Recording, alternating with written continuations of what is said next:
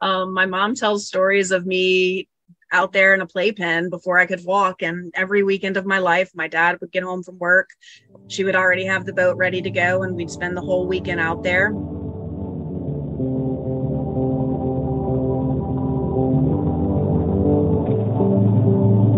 From the river to the valley to the sea.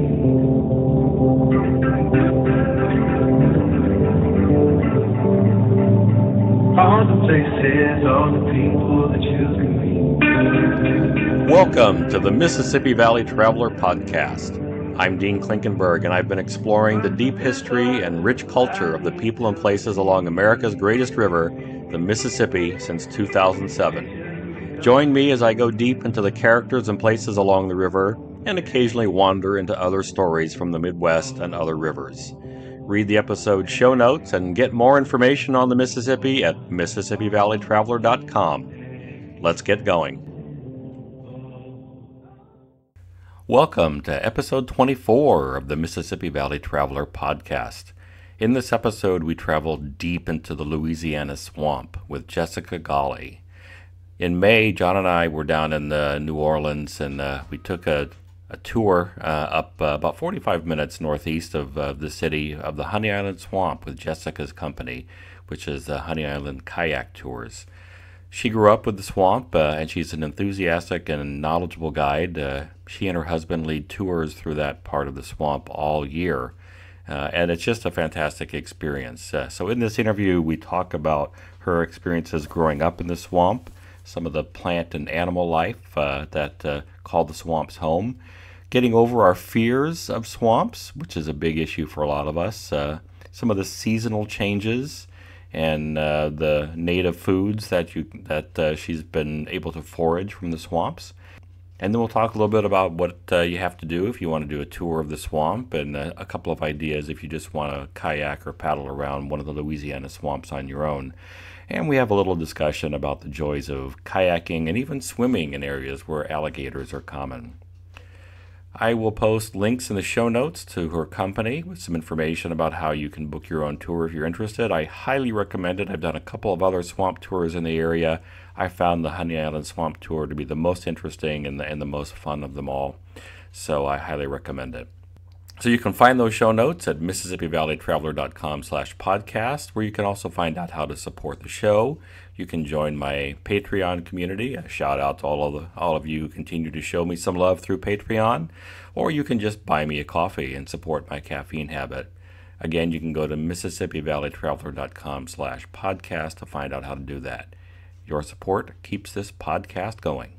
And now, on to the interview.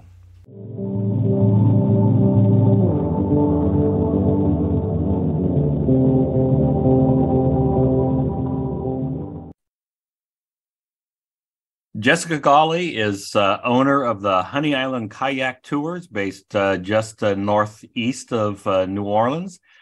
She is an excellent tour guide and I know has a personal connection to the swamps that she takes people through. Welcome to the podcast, Jessica. Thanks for having me.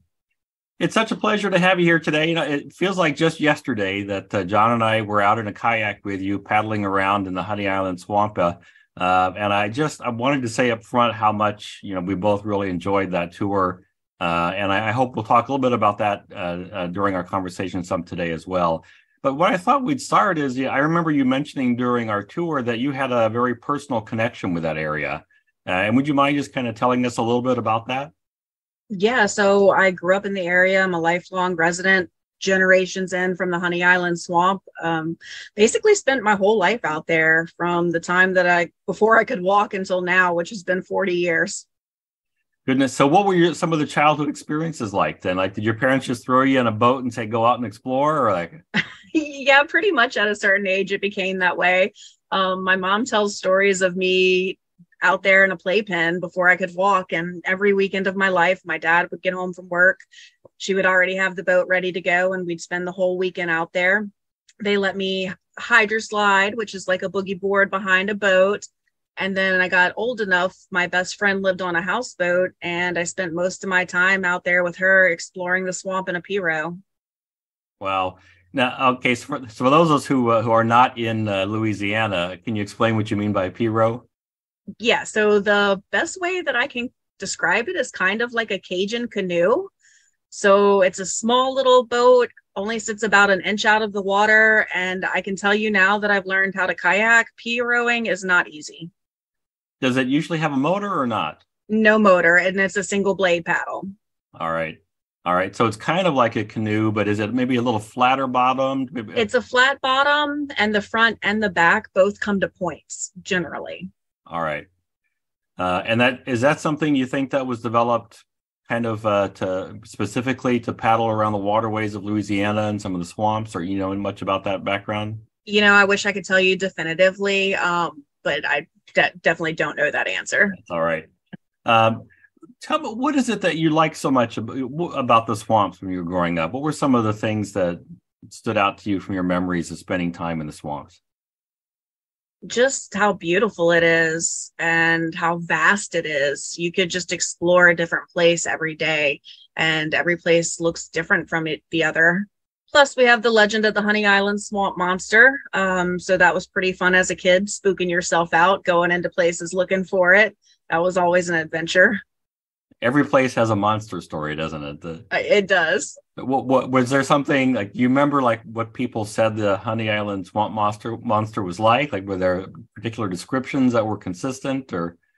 Yeah, I've heard ape-like and tall. I've always known it as a rougarou, which is French for wolfman. So a basic 8 foot tall wolfman. And so it was kind of the legend to keep us from exploring too far at nighttime.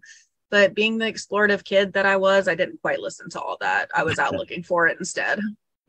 Was it a monster that came out mostly at night then, or? Mostly at night, yes. Yeah. So really, it did serve that purpose of trying to scare the kids enough to keep you from going around exploring after the sun went down, I guess. Yeah. Did you have any, like, are there any great escape stories from your youth when you were out there? Like times when you got yourself in a bad spot that you had to figure out a way around, or? Not so much. The one time for the swamp monster story, we were in a place that we were not allowed to go. But we had no supervision. So we went there looking for the swamp monster, and we found its footprints across the sand. So we freaked out, paddled home faster than I have ever paddled in my life, and didn't know how to tell our parents. Eventually, we told our parents, and they told us that they put the footprints out there to scare other people off. And it worked with their own kids then. Yeah. I don't think we ever went back to that spot. So tell me a little bit about the Honey Island Swamp in particular, because I remember your description of it was very vivid. It's kind of a unique ecological area.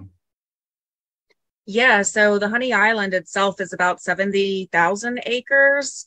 It has the highest biodiversity of flora and fauna out of any swamp. So there's a lot to explore, and it's very confusing. There's several waterways within the Honey Island swamp, so you really have to be from here to understand that. But most of it was lumbered back in the 1800s for the cypress trees. They used the wood for building materials. So what's left behind is a lot of new growth, about 70-year-old trees, but certain areas in the swamp was not harvested. So we have 400-plus-year-old trees that are 18-plus feet in circumference and super beautiful. They have a root system called cypress knees that comes up out of the ground. So like stalagmites coming up almost. And people see different images in them, like faces. I always think of the Little Mermaid, Ursula's poor unfortunate souls coming up out of the ground. Some of them are 8, 12 feet tall. So it's a pretty unique ecosystem. And it's kind of at one end of the Pearl River, is that right? Yeah, the Honey Island's basically in the Pearl River Delta. The Pearl River north of here splits into two, the east and the west, and the Honey Island's everything in between those two river systems. Mm-hmm. And there are quite a few remaining swamps in South Louisiana. And what do you think makes the Honey Island Swamp different from Barataria or around Manchac Lake or some of those other places? Yeah. So where we are, we have not had any problems with saltwater encroachment. Saltwater does do damage to cypress swamps. They can't handle the salinity. And then certain areas that we go into weren't logged as heavily, like say Man Shack. There's a lot of shipping or man-made canals that they put in during the lumber industry. Cypress wood floats, so they would cut them down, drop them in the water, so they would make these straight shots to get where they needed them to be. The Honey Island, the lumber mill was on the east hand side, and so they would harvest and create these little ditches to get from the west to the east, but they weren't huge canals. And so the Honey Island to me is more condensed and still has a lot of more old growth. All right. Is there a difference in the vegetation or the plant or the animal life in Honey Island compared to some of the other swamps now? I'm going to say it's pretty typically the same. Certain areas of the Honey Island. So let me say it this way. The Honey Island is basically a floodplain. So our water levels can rise and fall 12 feet in 3 days. So this leads to us not getting a lot of the invasive species that the other swamps do. The hyacinth can't really take foothold. We don't really have the nutria in certain places of the Honey Islands because the grasses can't grow that they eat. We're also dealing with an invasive snail called an apple snail. And I think that they're not in certain places of the Honey Island because of how drastically those water levels change. So ours are more more native species. Mm-hmm. So I'm trying to remember in my head now, is there geography of that area? Is there more of a defined valley for the Pearl River through there that helps, funnel water when it rains more into a smaller area than other parts of Louisiana where it might just spread out? Or yeah, so the Pearl River drains basically where it drains into Lake Borgne, but that's where Lake Pontchartrain meets Lake Borgne meets the Gulf of Mexico. So it's a huge body of water that it has areas to drain into, and it doesn't really settle on I guess the outside of the watershed like other areas. Mm-hmm. All right. So tell me a little bit then about how you got started doing tours through the swamp. Yeah, so I kind of fell in it. Before this, I was a medical technician in the emergency room. Driving down the road one day, I saw a sign that said kayak tours. So I called them and asked them if I could be a guide and was pretty much hired on the spot. And eventually decided that I really wanted to do my own thing. I wanted to make it super environmentally educational. I wanted to bring attention to the area. I also host trash cleanups on the Pearl River. So I wanted to tie in all the conservation work that I do with running my own guide business. Excellent. And you do that very well. So you basically then kind of called upon your childhood experiences growing up there, but then you must have also kind of been, taught yourself a lot about the ecology of that area to do the tours. Yeah, so it all kind of stems from, my passion for it. I always loved the area, but it stems from in 2011, we experienced a fish kill on the river. A paper mill north of here dumped a bunch of chemicals in the water, which is basically called black liquor. It's the pulp byproduct of making paper, and they released it into the waterway all at once. And so for 5 days, I was just watching our river die, all of the fish, all of the mussels, and the water was like black tar. Anything that couldn't get out to get oxygen was dead. And so that just kind of devastated my heart. From there, we started a grassroots conservation program, and I wanted my part to be cleaning up the trash on the river, and it just kind of all spiraled uphill from there. Mm-hmm. Well, that's terrible. So that was 2011, you said? Yeah. How long did it take the river to bounce back after that? So that happened in August when our water is really, really low. So that didn't help because it was kind of already stagnant at the time. And they basically waited for the rain to come in to wash everything out, but they did pay locals to come in and clean up all the dead fish. Yeah, I don't know the exact time it took for them hiring people to go out in motorboats and clean up, but I think it was about a week to 2 weeks. Wow. But it must have taken a while for the fish to repopulate and for the other animals to kind of come back. And Yeah, I do believe they did some restocking, but for me, I'm kind of a mussel nerd. I love our freshwater mussels, and they were completely devastated. There was a study done 20 years ago where they had found 23 species of mussels, and they did the same study after the fish kill, and they had only found 19 species after that. So some just had no chance to bounce back at all. right, right. Well, let's talk a little bit more about who lives in the swamp then too. So let's go into a little bit of detail. Let's look under the water first. Like, what are some of the more common animals? Let's start with those that live underwater, or fish, or Okay, yeah. So our fish, typical freshwater, catfish, bass, perch. We have gar, alligator gar, long-nosed gar. They're some of my favorite fish. They can live in freshwater, they can live in salt water, and they can use their stomach as a lung so they can gulp oxygen. So that makes them pretty hardy. So during the fish kill, out of the millions of dead fish we found, we actually didn't find one dead gar because they were able to come out of the water and get oxygen, which was pretty fascinating to me. wow. Then we have 30 plus species of turtles. We have 52 species of snakes. We have deer, pig, armadillo, raccoon, possum, turkey, bobcat. There are bear out there. I've never seen one myself, but I've seen video of them, so they're there. Have you seen the evidence of bear in the area? Like black bear, I think probably. I personally haven't seen any evidence, but there's an arboretum not far from us that posted a video of a baby bear trying to get in their garbage can. So they're pretty close by. Mm-hmm. Wow. Yeah, and I remember there's an area in I'm going to blank on the name now. There's a National Wildlife Refuge Bogachita? What's that? Bogachita? No, it's further north. It's north west of Baton Rouge. Oh, The okay. Tensaw River National Yeah. Wildlife Refuge. Apparently, there are a lot of black bear there, and they're fairly easy to spot during certain times of the year. Okay. Well, So, that's where I need to go then. Out of all of yeah. my travels with my husband the past 12 years, we still have yet to see a bear together. Well, there you go. What I heard is that there are certain berries that are ripe in maybe August or so that are kind of along this road, the Wilderness Drive, and Okay. that's a good time of year apparently to spot them. So I get to offer you a tip. That's a rarity, And no, I love it. I'm excited now. Something to do in the hot summer. Right. All right. So that's a lot of the different animal life. And of course, the swamps attract a lot of birds. What are some of the more common birds that you see day to day? Lots of shorebirds, wading birds, all of the heron species. Louisiana is home to every species of heron.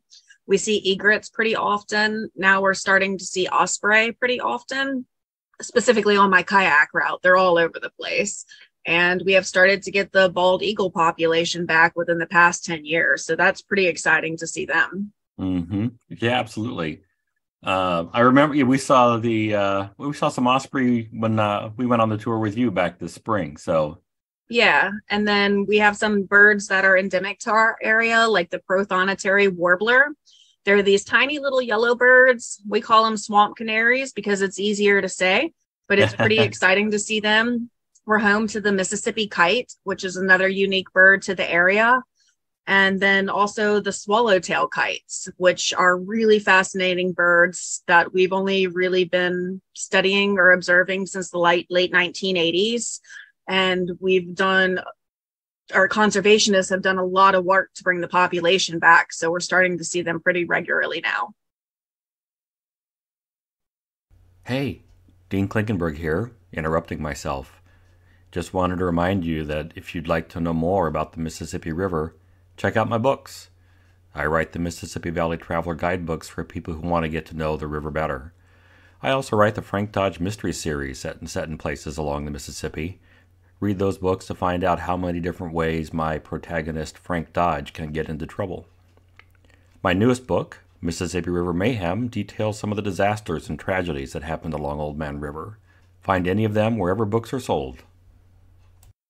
So then in terms of the plant life, I know like the cypress and tupelo trees are very well adapted for swamp life. Like what else might people see paddling around?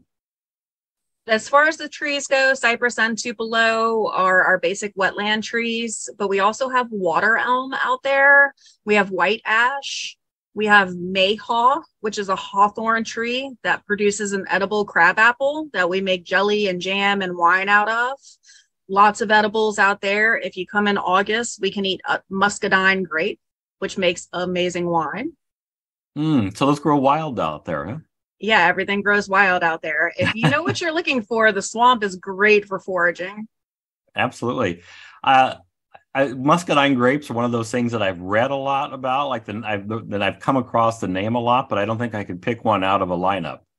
Yeah, so they're really fascinating. So all grapes have 19 pairs of chromosomes, but the muscadine has an extra pair, which allows it this harder outer shell. So it protects it growing in the summer heat. So it pretty much thrives out here. And you can eat it like a regular grape, but I like to peel the shell off, pop the flesh in my mouth, and then chew on the shell afterwards because it's got a ton of antioxidants. So I guess some of those are used for, those can be used for jams or wines as well then, huh? Yeah, jams and wines. When we were younger, we would collect as much as we could and pop them in the freezer so we could have summertime snacks.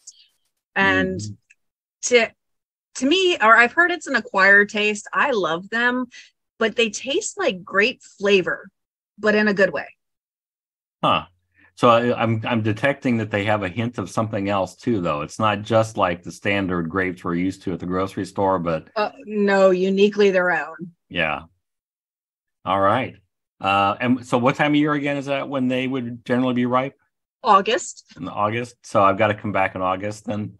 Oh yeah, I just found a patch right where we launch. I'm watching it because it's going to be ready. All right. All right. So what else is out there that you could harvest, that you could eat? If you were foraging around, are there other plants that offer foraging opportunities? Yeah, we have wild onion. We have yopon holly, however you want to pronounce it. It's a holly tree that you can make tea out of the leaves. It's the only naturally caffeinated plant in North America. Sometimes it's called the Civil War tea because they couldn't get coffee, so they would drink their yopon holly. And it definitely has its own unique flavor. I really love it, but only if you drink unsweet tea, because if you add a sweetener to it, it takes away its natural flavor.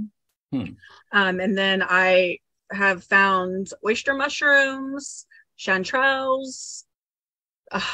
The list goes on and on. We have wild pecan out there. We have native persimmon. There's elderberry. There's a lot. There's a lot, yeah. Would you, like, if you're just a person traveling through, would you find any of those foods available in markets or restaurants or?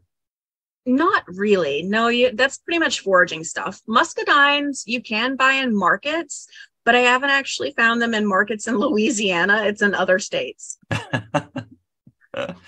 All right. Well, so when people come out then for kayak tours, so you operate tours all year? Is that... Yeah, year round. And they're available most days of the week. Yeah, we're open 7 days a week. During the warmer times, we have 3 times a day, and during the winter, we do once a day at the warmest spot of the day. And if I remember right, it's about 30 to 40 minutes from the French Quarter from New Orleans? I say 45 minutes to be safe. So, and at this point, it's probably best if people just planned on finding their way out there. You provide spot-on directions. So generally, people get out there on their own? Yeah, they get out on their own. We do provide transportation. You just have to call us and let us know.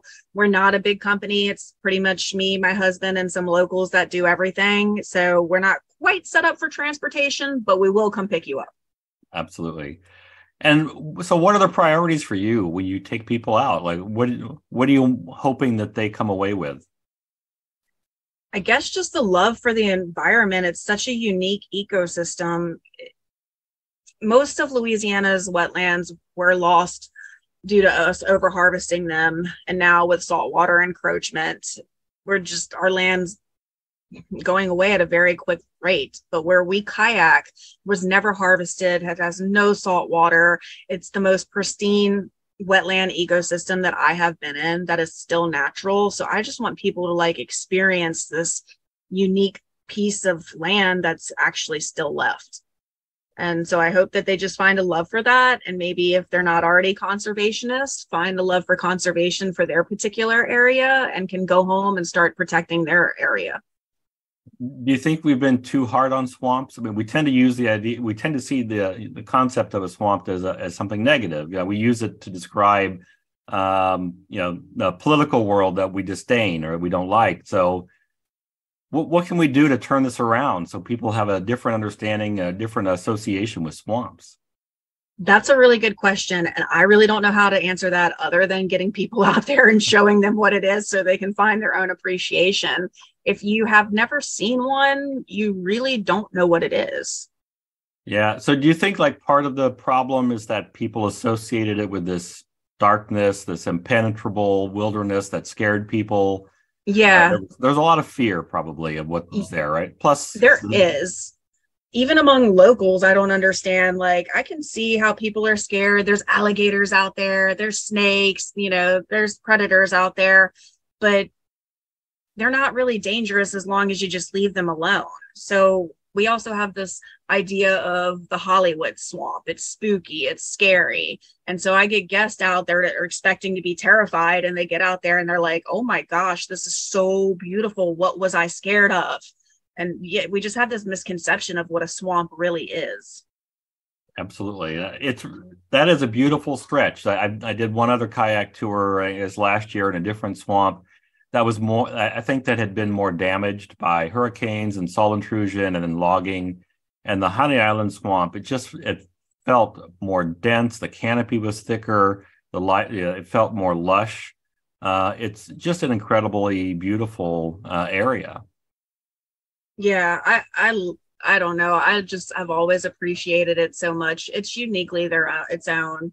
And particularly where we kayak, only 10% of wetlands left in Louisiana look like where we are. So it's just this tiny little sliver of what everywhere else is supposed to be.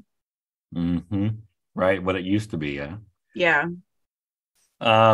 So what's the experience like at different times of year? Yeah, I often get the question, what is my favorite time to be out there? And my answer is today, because every season is different. I love the winter because it's the ghost swamp. It's dark and it's gray and it's black and there's no leaves on the trees, and the Spanish moss is like this gray hair hanging from the trees, kind of looks like an old man's beard or something. It's the same color as the trees and the sky. So it's just a really unique experience to be out there at that time. And then during the spring, everything slowly starts to wake up. First, the mayhaw trees bloom. So it's this white flower, and it's the only color in the swamp, and it almost looks like snowflakes everywhere. And then from there, in 2 weeks, everything is going to slowly start to turn green. But the swamp doesn't wake up in a week. It takes 3 months for it to reach its full potential green. So you're just slowly watching it become just this vibrant color. And then in the fall, sometimes we get fall colors, sometimes we don't, but it's unique at that time because that's when most of our wading birds are coming out. So we get to see a lot more species at that time. Yeah. And do you get some migratory birds stopping through the area too at different times of year? Or we're kind of a little bit of an overpass for the migratory birds. They kind of skip over the coastal areas of the Honey Island swamp to make their way towards Florida or Texas, but we get a lot of the wading birds. Mm-hmm. Do you have any orchids in there? We actually do have a very rare orchid. It's called a greenfly orchid, and it's the only kind of its species that grows outside of Florida. And it's actually in bloom right now. So it's super unique to get to see it. It does randomly bloom throughout the year, but it is this tiny, tiny little green flower that's super unimpressive, but it's there and it's rare. So we love it. All right. Is that in the area where you take the tour groups through too as well?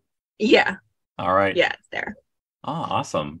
I don't know why, but I've kind of been on an orchid binge the last couple of years, been really interested in them, and they're amazingly diverse and they're all over the place. So yeah, they're super fun. We just went down towards the Everglades a couple of weeks ago, and I was so excited to get to see different species and all of the bromeliads that are there, the different air plants.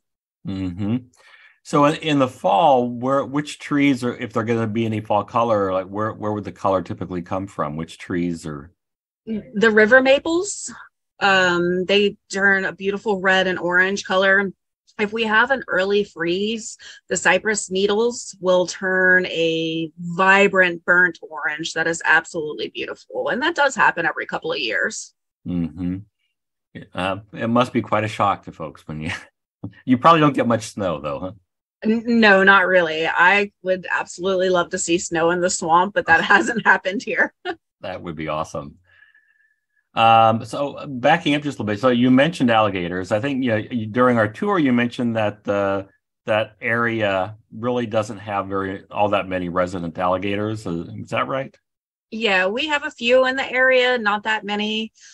We do have a couple of large alligators. Big alligators eat little alligators, so that's why we don't have that heavy of a population, and we don't hunt them in this area. So we have hunting season to take the big alligators out so the little ones can survive. And since we don't have that hunting in the area, we just have some big ones. Mm-hmm. All right. So most of those tours, then most of the time you probably don't really catch a glimpse of the gators, or it's not that common. I'm going to say it's not that common. This year has really been an off year for us. We haven't seen hardly any, but we have been dealing with flood waters a lot longer than usual, and alligators don't like the moving water, so they kind of stay away from where we're at. But typically we do get to see them here and there throughout the year. I have to admit, like when I first thought about kayaking through a swamp and being near alligators, it seemed like a fundamentally wrong thing to be in a kayak near an alligator. But what do you tell people about that fear? Yeah, so alligators are actually terrified of humans. When they're born, they're only about a foot long. So they're eaten by everything: birds, turtles, fish, other alligators. So naturally, anything about 8 inches over the surface of the water, they're terrified of. So us just being in our kayaks, we're a predator to them. As long as you don't feed them, they keep their fear of humans. And so we swim in this water, our kids swim in this water. So we just do not interact with the alligators at all. You just kind of keep to your separate spaces and everybody's fine. Yeah, exactly. It still seems fundamentally foreign to me thinking about that, but we all have that, I guess, for the places where we live, where there are certain things we accept as part of our daily life that other people look at and think there's no way. Yeah, exactly. We down in the Everglades, we wanted to see the crocodiles, but the idea of kayaking with a crocodile was a no-go for me. Yeah. Well, and as I understand it, aren't crocodiles more aggressive anyway than alligators? That's the conception. Yes, they are aggressive and alligators are not. So I mean, they do kayak tours down there, so somebody's got to be covering their insurance, but I don't know if I would want to take the chance. Well, so I know you lead kayak tours through that area. People can just paddle on their own in a lot of these swamps as well, though, right? They don't need to be part of an organized tour. Correct. There are tons of areas that you can go in on your own. I just personally do not suggest the Honey Island without a guide because of how confusing it is. Where we are, there is no obvious trail. There's no markers to let you know where you need to be or where you need to go next. And so I feel like it's a pretty easy area to get lost in. But surrounding New Orleans, there are tons of places that you could go on your own. Yeah, I think probably most of those places, as you said, would be pretty easy to navigate through and to keep track of where you are. Probably the biggest risk is that you're just going to get lost and not be able to figure out how to get back to where you started.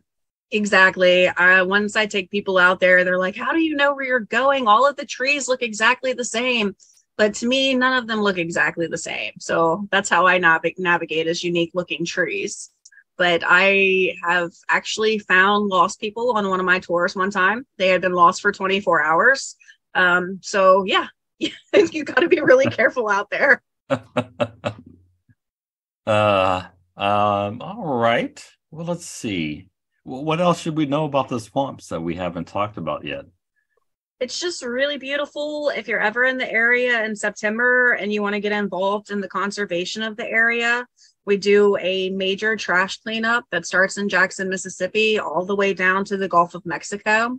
It's spearheaded by Pearl River Keeper. And so we clean up roughly 30,000 pounds of trash every year. So if you want to get involved with us that way, we'd be happy to have you. Absolutely great. So you start up there and work your way south as a group, or are there people working on different stretches, or? People working on different stretches. We do clean up about a 500-mile stretch. Generally, we have anywhere from 20 to 32 locations. So you can pick the location nearest to you. Most of us will feed you and give you a little after party after your time cleaning up on the water. And if you want to donate, you can go to pearlriverkeeper.com and just become a member or do a one-time donation. And that helps us provide all of the cleaning supplies that we need. American Rivers does donate the trash bags for us. So we work strictly on donations. Mm-hmm. So what are some of the items that you typically find on the cleanups? So down where I am, the Pearl River is a huge recreational area and they do a lot of partying out there. So unfortunately, it's a lot of liquor bottles and beer cans. But historically, we find some pretty old trash. I found an ammonia bottle from 1907, an ink bottle from 1829. We do find, unfortunately, a lot of styrofoam, a lot of single day use, fishermen throwing their bait boxes out of their boat. And then we find refrigerators and deep freezers and toilets. Like, there's no telling what we're going to find on any given cleanup. And you wonder how the heck those big items got out there, but it drives me insane. Yeah, where I'm at in the Honey Island, we are the floodplain of the entire river system. Like I said, our water levels can change pretty drastically. So not only do we get all of the water down there, but we get all of the trash down there. And a lot of people don't realize when you're throwing your trash out your car window, it's going to go into a ditch, which drains into a water system, which leads to us having to pick it up. We need to take care of these places, right? Oh, absolutely. And there's not many places like this left. Exactly. As we've said over and over, like this particular area in Honey Island is a rare remnant of an old swamp that's still in good shape that we really need to go to the extra effort to take care of. Absolutely. I think that's about all I've got for questions right now. What's the best way for people to get in touch with you or follow what's going on with you? Yeah, we're Honey Island Kayak Tours. We have social media. So Facebook, Honey Island Kayak Tours, Instagram at Honey Island Kayak. We do have a YouTube channel now where you can follow all of our fun shenanigans. It's Honey Island Kayak Tours on YouTube. Our website, honeyislandkayaktours.com. And then you can also give us a call, 504-517-3066. And I know when I set this up, we were able to book tours online. It's very easy to do it that way. So, you can easily pick a time of day and a day that you want to go out there and book a tour at your preferred time. Yeah, you book online, you get a confirmation email from us that gives you detailed instructions on where to find us. You meet us there, and then we spend 2 to 2.5 hours out in the swamp having fun and learning about the ecosystem.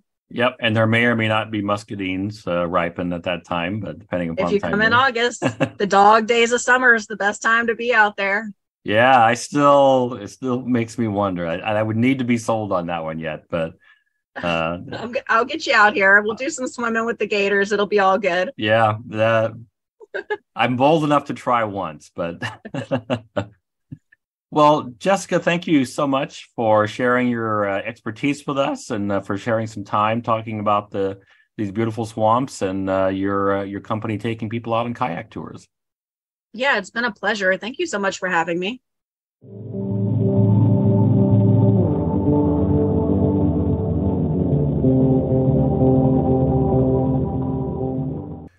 And now it's time for the Mississippi Minute. In the conversation I just had with Jessica, alligators came up a couple of times, so I thought we'd dive into the world of alligators a little bit here in the Mississippi Minute. Alligators may be top predators, but we nearly wiped them out, so they needed a helping hand from us to recover. By the 1950s, excessive hunting and habitat destruction had dramatically reduced their numbers. So in 1967, the federal government listed them as endangered through a program that preceded the Endangered Species Act. And state and federal officials got together to limit hunting and to begin to restore habitat. By the late 1980s, the alligator population had nearly completely recovered. So we still hunt them today, but the season is very limited, and there are caps on the number that can be killed. So generally, they target the bigger ones, as Jessica mentioned during our interview. American alligators, they've been around a long time, probably 80 to 100 million years. They're one of the last surviving relatives of dinosaurs, and they're cousins to crocodiles, although American alligators have a wider and rounder snout than crocodiles. And of course, alligators are far less aggressive than crocs. Adult males, well, they get pretty big. Generally 11 to 15 feet is about the top end of the range, and they can weigh up to about 1,000 pounds. Females are usually just a little bit smaller. Alligators live in swamps, rivers, and lakes with a strong preference for freshwater habitats. And along the Mississippi River, they range as far north as central Mississippi and Arkansas. They have an extremely powerful bite, strong enough to penetrate a turtle shell, but the 80 teeth that line their jaws are better suited for gripping than for shredding. On the other hand, the muscles that open and close their jaws are surprisingly weak. All it takes to clamp them shut is a strong grip or tape around the jaw.